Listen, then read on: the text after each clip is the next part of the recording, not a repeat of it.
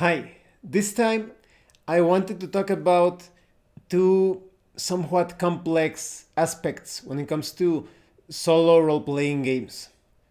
The first one is the sort of attitude that a non player character can develop or can present during an adventure.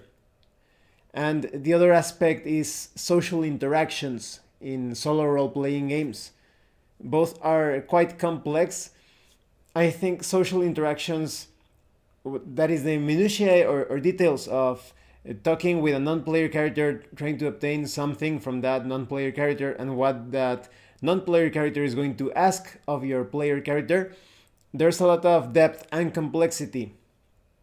So let's start with attitudes during an adventure. This aspect or this element in solo role-playing games, I think it's going to be more useful when it comes to using the method that I developed, Abraham's method. I'm going to put a link in the description below to that method. For those of you that do not know what that is about, it's basically a method that allows you to run any adventure or campaign, any module that you have purchased or that you have designed yourself with emulated non-player characters. That is, you play, emulated player characters. You play as a solo game master with player characters controlled by an artificial intelligence of sorts. And when it comes to the things that I'm going to talk about today, it's going to further polish that method or support it in a certain way. So when it comes to attitude, I'm going to put a link in the description to a free supplement, a free PDF from the same guys that produced the Flex AI guidebook. It's basically a meter or tracker of sorts. It's numbered 1 to 29. That is, you have 1, 2, 3, 4, 5, all the way to 29. And those numbers are segmented or divided by attitudes.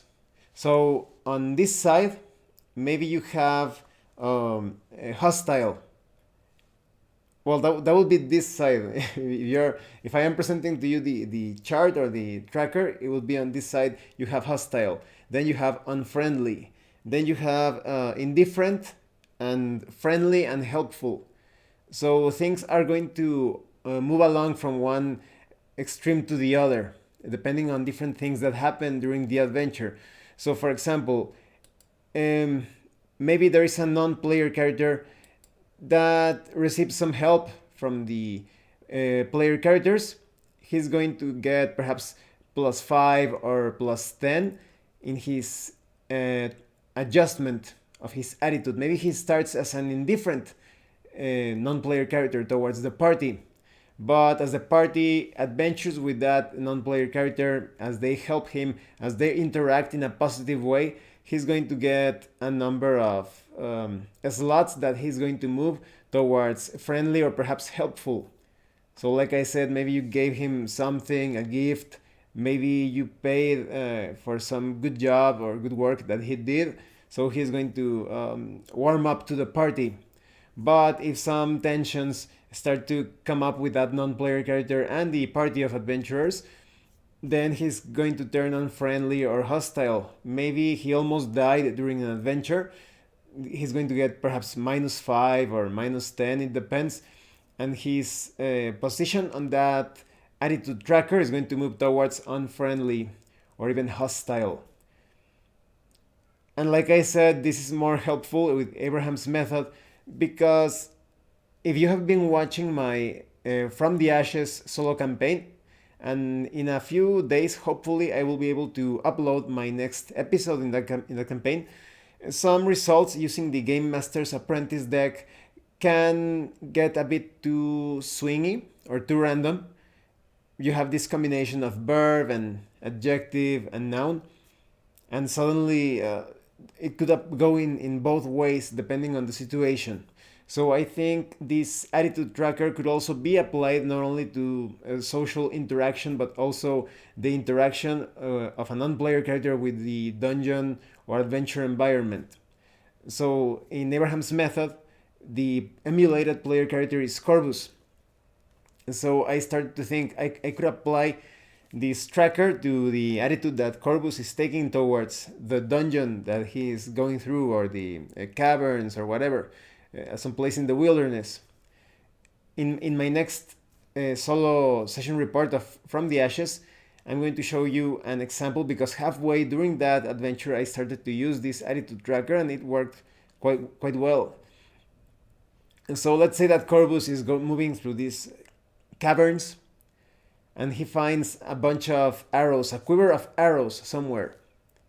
Let's say that I made a roll to see what the Game Master's Apprentice deck is going to determine, and I obtain a result that indicates that Corvus is going to pick up those arrows. If those arrows are helpful for Corvus, if they are not cursed, if they are perhaps even magical, then he would get a positive modifier, or a number of positive slots to move in the adjustments of this attitude tracker. Now here comes another detail. In the attitude tracker PDF, and like I said, it is free to download, definitely get it. You have this table that indicates, oh, if the non-player character witnesses the player characters commit murder without no sense, and that depends on the non-player character, of course, because if you are dealing with a neutral evil or lawful evil non-player character, maybe he won't care about the murders that the group is going to commit, or that they are going to participate in. But let's say that the non-player character is not it's not evil, it's not an evil character, and the murder is unjustified, then he's going to get a -10 when it comes to his attitude in the tracker adjustment. But what if the non-player character joins the party for a long period of time and they treat him quite well? Then he gets a +5, so he's going to be moving towards a friendly attitude. But what if the non-player character witnesses the player characters defend a bystander or innocent against violence? He's going to get a +10. He's going to get an even better opinion for the party of adventurers. But what if the player characters attack without provocation? Then he's going to get a -15, and his attitude is going to move towards hostile. But there is another way to handle this, because there are so many variable situations during the adventures in From the Ashes. I decided that I'm just going to, perhaps sometimes I am going to use this table as a way to gauge or measure the number of slots that are going to be, the Corvus is going to be moving towards friendly or hostile. I will talk more about that in a few moments on how it applies to the adventure. But I decided that I'm going to roll a d8 to see how many slots or points he moves forward and backwards in the tracker, the attitude tracker. So, like I said, maybe he picks up these arrows and he uses them in combat, and he gets some lucky shots. He starts to feel like the adventure site or dungeon is actually a place with some really nice rewards that are scattered here and there. So you make your d8 roll, and that's going to count as a positive. So maybe he was at, let's say, 10 on the tracker, and he gets 8. He's going to be 18. So now he has an indifferent attitude towards the dungeon that he's moving through, instead of unfriendly. That is, he considers it to be an unfriendly environment. But when it comes to maybe he moves towards friendly and helpful. When it comes to friendly, he starts to feel like the dungeon, maybe it's not completely like a hospitable or nice environment, but he feels like it's worth it to pick up things every now and then. And helpful, he's going to be so willing, so perhaps even naive, too optimistic at activating different devices, touching many things, depending on their results. It's still related to the results that you obtain with the Game Master's Apprentice deck. If the verb, adjective, noun combination points towards something negative, and you're in the helpful position, if Corvus is in the helpful position of the attitude tracker, then he's still going to reject that. Even if he finds like a sword with jewels and he obtains a result like avoid precious treasure, then he's going to avoid it because maybe that sword is cursed. And if Corvus is in the hostile side or spectrum of the tracker, and he finds that sword, and if the result is something like obtain beautiful weapon, that pretty much indicates that Corvus is going to take it. So this is more for ambiguous results. Back to the jeweled sword example. Maybe Corvus obtains a result such as um, escape mysterious danger, and that doesn't make sense with the sword, or escape mysterious threat.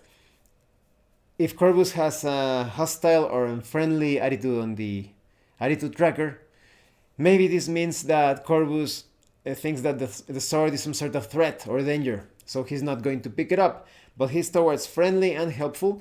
You could use it as a sort of measure or gauge to see if Corvus picks up the sword, even if he has that ambiguous or neutral result from the Game Master's Apprentice deck.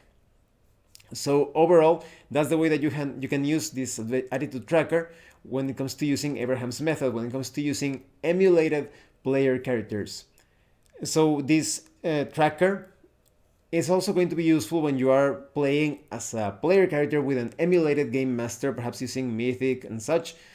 There are some role-playing game systems out there that have some attitude adjustments that, oh, this character is hostile or friendly or anything else if he has some positive interaction with the player characters, with the party. But there are some role-playing games that lack this attitude adjustment tracker or gauge system or meter. So this is a great replacement or addition to that, so that you can measure the attitudes of the non-player characters. But what if you have this adventure where you want to introduce intrigue and lies, and you are playing as a player character with an emulated game master?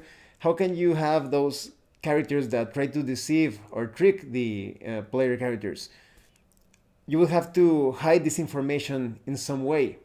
For example, maybe you are playing as a single player character, you created a fighter, and you're going into this very dangerous dungeon. You need the help of a thief because you have no thieving skills whatsoever. You cannot disarm traps and open locked doors, etc. And there's always this door that it is just too strong, too sturdy, perhaps even magically protected, that the warrior cannot destroy it with his weapons or with brute strength. So he hires a very skilled thief or rogue, and he is moving through the forest, and suddenly he gets ambushed. He and the rogue, they get into this ambush. They are surrounded by bandits. So you could be thinking, what if this thief was leading the warrior, the fighter, into a trap? Maybe he is betraying the fighter. So this is where the attitude tracker comes into play. With the previous interactions between the rogue and the fighter, you could have made some rolls with the D8, like I said, or maybe using the table included in the PDF document. Maybe some actions gave the rogue a +10 in his attitude adjustment, or -5, or whatever. And you take note of those attitude adjustments, but do not determine the starting position of the rogue on the attitude tracker. And when the ambush happens, you make a roll. You roll a d30. You find a way to get a number between 1 to 29. You could ignore the 30 result to see where the rogue starts in the attitude tracker. Maybe he starts in the indifferent position, and because of many different positive interactions, he is actually friendly and helpful, and he was not responsible for that ambush. But if he starts, maybe you make your d30 roll, and he starts in unfriendly, and some negative interactions between the fighter and the rogue move the rogue's position on the tracker towards hostile, then he probably set up that ambush and he's betraying you.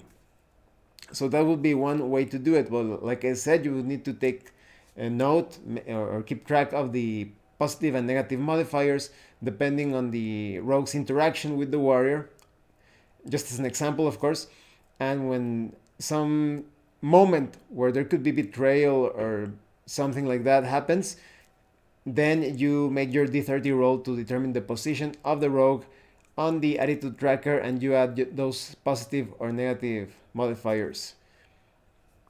So I hope you'll find that table useful in your solo role-playing games. I definitely think it's more valuable when it comes to running role-playing games with Abraham's method, just to see the attitude of the player character, how he's going to interact with the dungeon. Is he going to open this or that based on his attitude? And remember, the key information is that, is he friendly or helpful towards the dungeon? That is, he considers that the dungeon is actually helpful, or it contains some valuable things for him, or does he think that the dungeon is unfriendly and hostile? Maybe back to the example of the arrows, maybe those arrows were cursed, or maybe when Corvus tried to pick up those arrows, he activated some sort of trap. The quiver was on top of a very sensitive pressure plate, and some darts came from out of the wall, and one of them hit Corvus. Maybe he got poisoned, perhaps.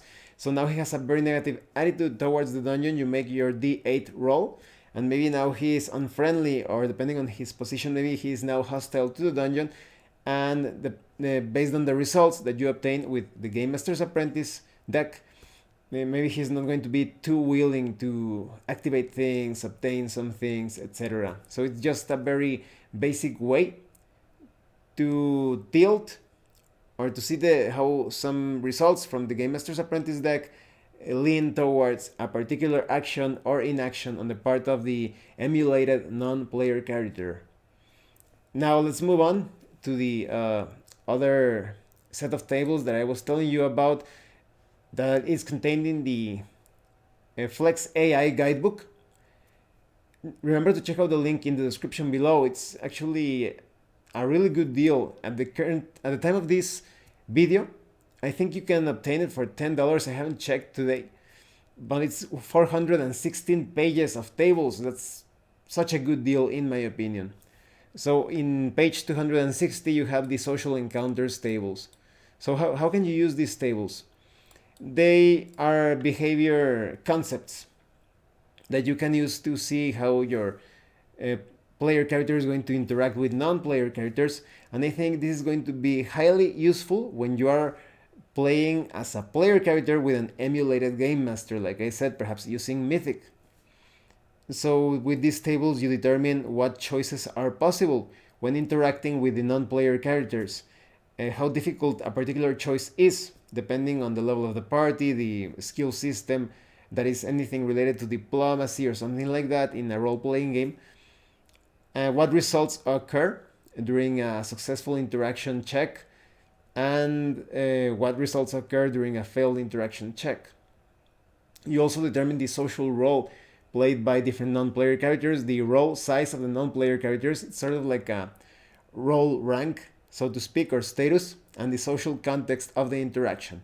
So let's go through this step by step. First, you need to assign a social role to the non-player characters.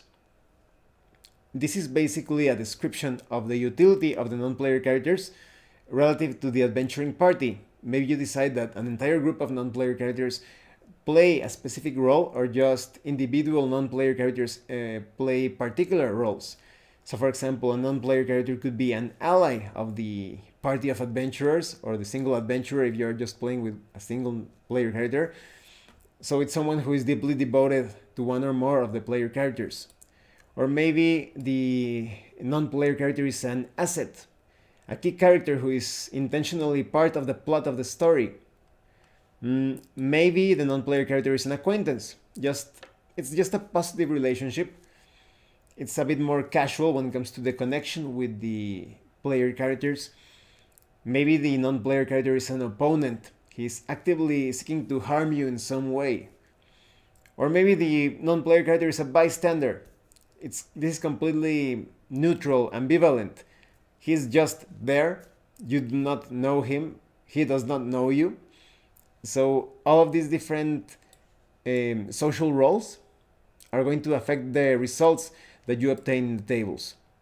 Now, when it comes to determining the social role sizes, like I told you, it's kind of like a rank or status of the non-player character. Maybe a non-player character is just normal. That's it, a normal non-player character. Or maybe that non-player character is a minion. Or maybe he is an elite or a solo. All of these things as well affect the results that you obtain in the social interactions. Now let's talk about social contexts. This is the situation in which you encounter a non-player character. Maybe you encounter that NPC during combat, or maybe combat has occurred and there is a lull in fighting. You arrived perhaps when the battle was over. Maybe you encounter that non-player character or a group of non-player characters during a long rest, perhaps around a campfire or inside an inn. Or maybe you encounter them during a short rest, maybe at a park or a tavern or a restaurant. Maybe you encounter them during a formal gathering. Maybe you were invited to a banquet or a wedding or something, and you encounter encounter them there. Or maybe you meet those non-player characters during an informal gathering, during a festival, some sort of carnival perhaps. Or maybe the non-player characters are passing by. So this is so useful for solo roleplay. Maybe you're using, like I said, Mythic or your emulator of preference or choice. You can use any of these social roles and social role sizes and the situations, the context during your adventures, during each social encounter. Now here comes the social interaction choices. Truly, when it comes to social interaction in solo role-playing games or co-op role-playing games, it's very difficult to come up with some results that are fair and balanced. Sometimes you feel like you are putting things too much in favor of the player characters, or sometimes too much in favor of the non-player characters, but through these tables you obtain some very fair, balanced, sort of like, yes, results that do not lean to one side or the other.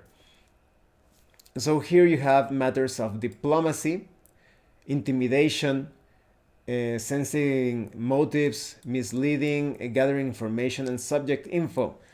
So maybe, depending on the result, a non-player character is going to approach the player characters in a more active way.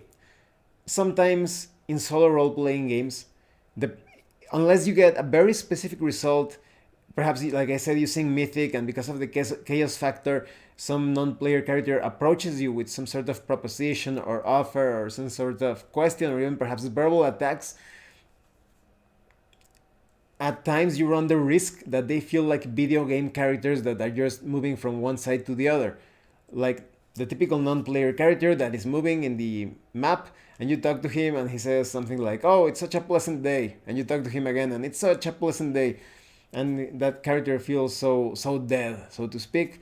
These tables, the results here, bring those characters, they bring those non-player characters alive.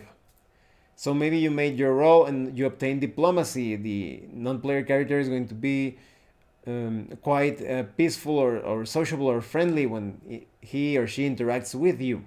Or maybe that character is quite intimidating. Maybe it's like the town bully, if you obtain the intimidate result, and he's going to approach your player character like that.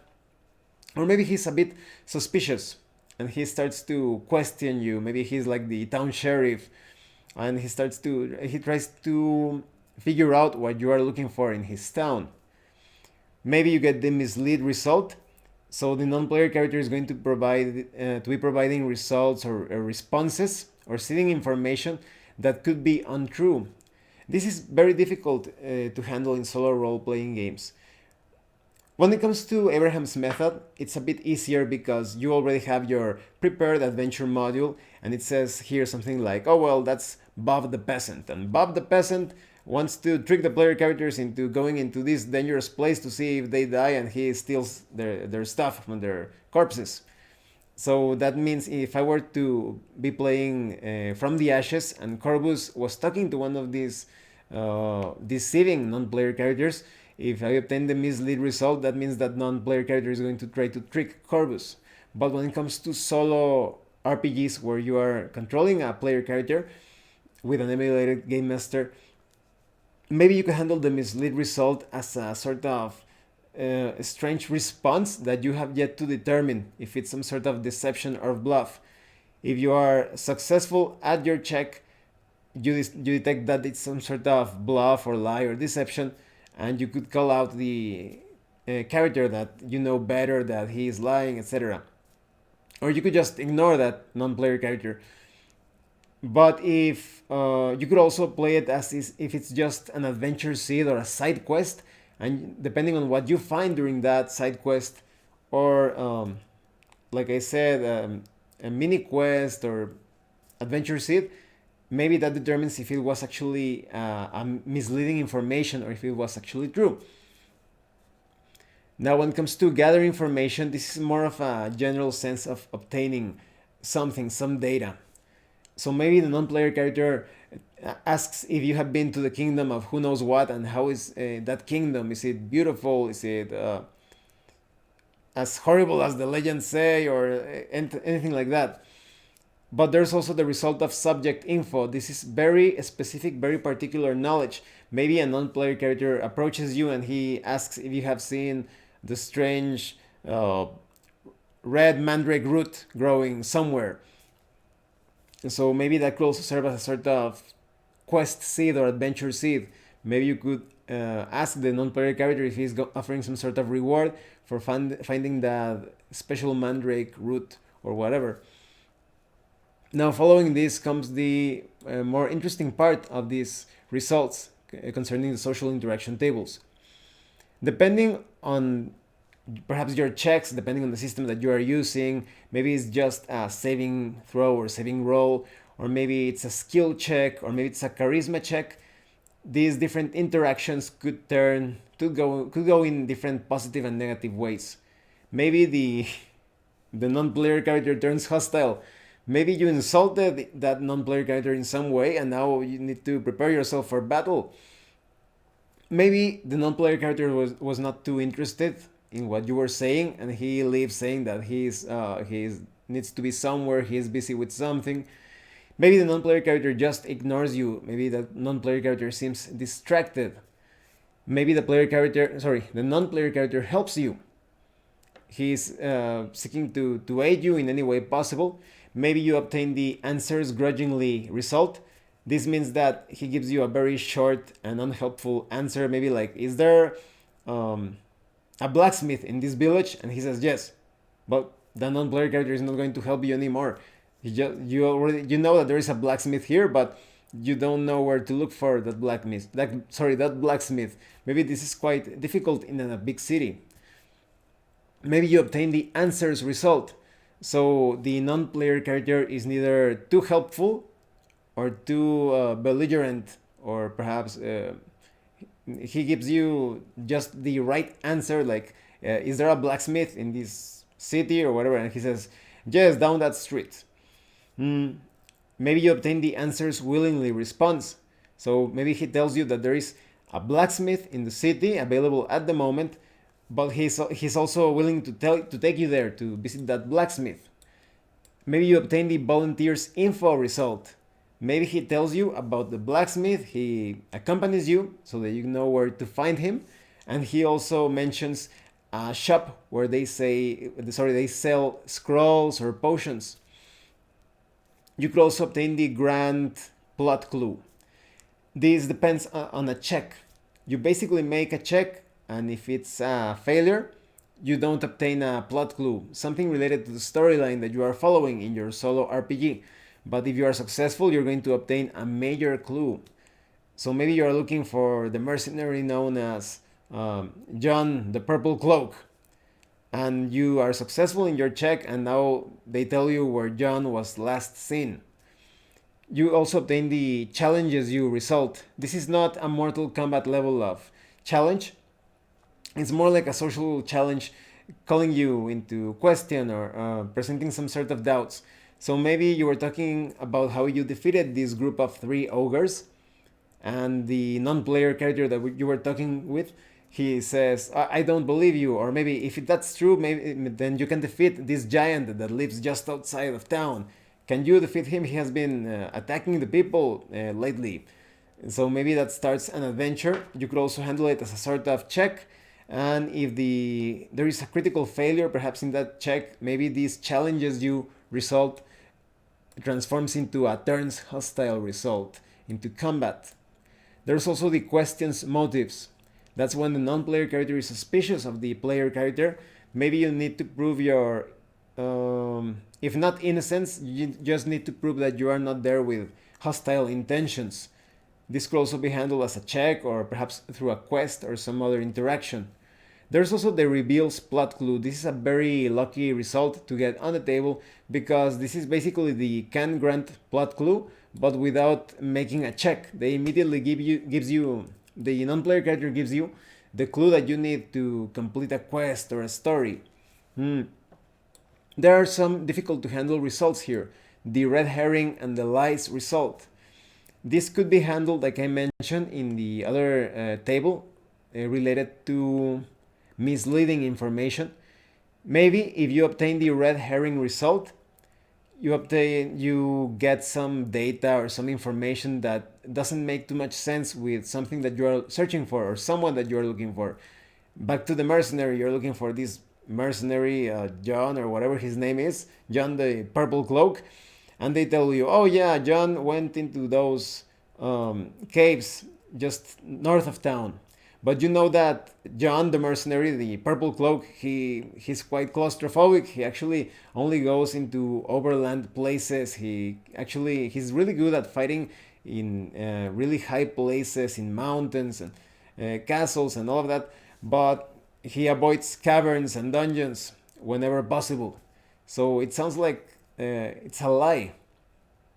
If you get the red herring result, maybe this means that if you decide to explore those caves, if you obtain some incriminatory information that this was red herring information, that's just it. The non-player character that told you about these caves, that non-player character was not well informed. But if you obtain the lies result, that means that whatever happens in that side quest or adventure that you decided to take, or that ramification of the main storyline, looking for the mercenary John, the purple cloak, maybe you find something, some evidence that points to that non-player character providing you with intentional, fraudulent information, completely false, and you know that that non-player character is an enemy. So those are the two more difficult to handle results in solo role-playing games. You could think of other solutions, but in my case, I think these are more. It's more effective or efficient to handle them like that. Take those red herring and lies results as potential adventure seeds or side quests that you can optionally investigate, and depending on what you find there, it could be a red herring, it could be a lie. Red herring points more towards the innocence of the non-player character, despite that non-player character being quite uninformed and definitely not very helpful. But if you obtain the lies result, anything that you find in those, let's say, caverns in the example, surely points to the hostility or ill intentions of that non-player character. And that's all when it comes to the tables that could modify your social interactions in solo role-playing games. Now, I haven't used this yet with Corvus in From the Ashes. In the session report that will come after the next one that I'm going to be uploading, hopefully this week, I'm going to be using these tables because there is an area in that campaign where Corvus will have to interact with different non-player characters. So I'm going to be using these tables actually to control the reactions of Corvus. These tables are going to be determining what Corvus is going to say, how his attitude when he approaches different non-player characters. Maybe he's going to be diplomatic, maybe he's going to try to intimidate them, maybe he's going to try to sense what is going on, if they have a hidden agenda of sorts or some sort of plan. So I'm very excited to see those results when it comes to applying it to Corvus. But in the meantime, I can assure you that the attitude tracker works wonders when it comes to the attitude that a non-player character is going to take towards a particular adventure site. So if you are using Abraham's method to run those adventures, those campaigns that you cannot bring to the table because your players are not interested in playing those specific adventures, the attitude tracker is going to modify the attitude of your emulated player characters. And like I said, you could use the values included in the PDF to determine if the character is going to be moving towards friendly or hostile. Or you can make your D8 roll, or if you think that's too much granularity, you could use a D6 or a D4. Or maybe you want a bit more granularity, you could use perhaps a D10 or a D12. It's all up to you. I still hope that this information was useful. And if you have any comments or questions on how to use this information, please let me know in the comment section below. Once again, thank you for watching my videos. And thank you so much to those that have been sending Drive Through RPG certificates to support the channel. If anyone else wants to further support the channel, the information how to do that will be in the description below. Once again, thank you and see you later.